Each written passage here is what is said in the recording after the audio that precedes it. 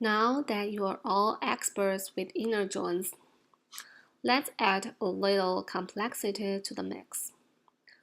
This module covers Chapter 9, Outer Joins. At the end of this learning segment, you should be able to describe an outer join, explain the differences between left, right, and full outer joins, describe the situations in which to use an outer join. Here is a quick review of inner join. If you look at the Venn diagram up in the upper left-hand corner, an inner join returns all the rows or Y from both tables and only the records where the join value match.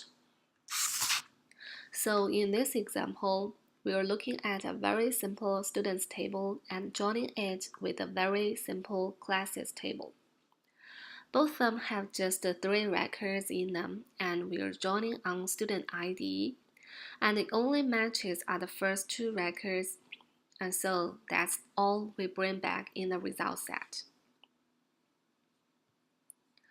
Now an outer join. Outer join not only returns the matching rows but also some of the unmatched rows in the Venn diagram. Left outer join returns Y plus X or columns from both tables and all the rows from the left table, and any matching rows from the right table. If there isn't a match, the columns from the right table will return non-values. So the left designation in left outer join syntax refers to the first table in the clause.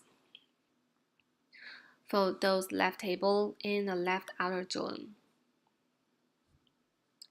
So in the Venn diagram, a right outer join returns Z plus Y or columns from both tables and all the rows from the right table, and any matching rows from the left table.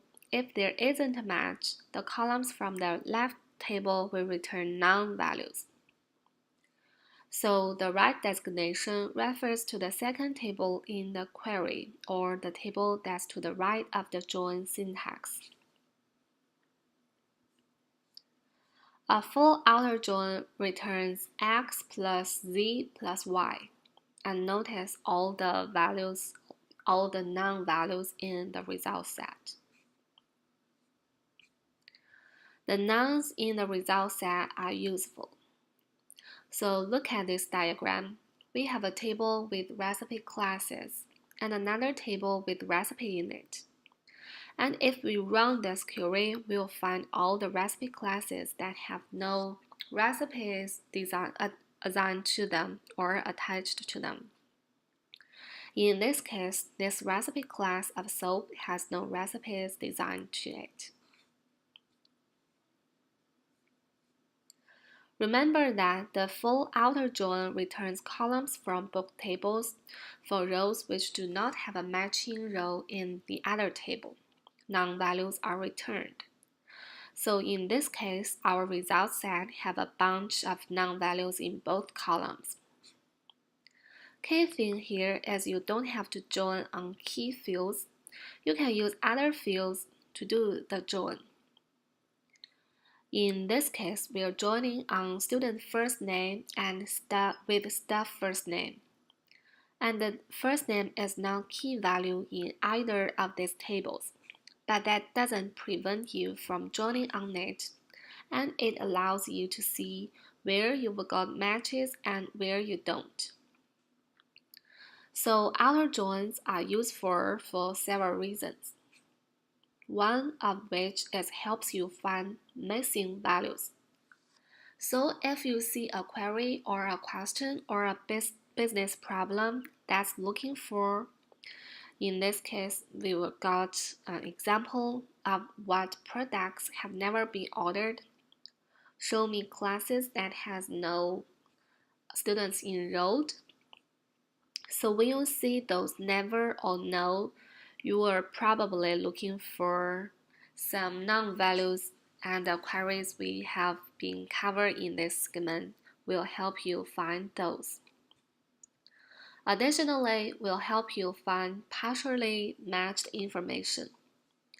So if you want to find lists of all products and the dates for your orders, list all the recipe types or recipes and any ingredients involved, then outer join can really be useful for you.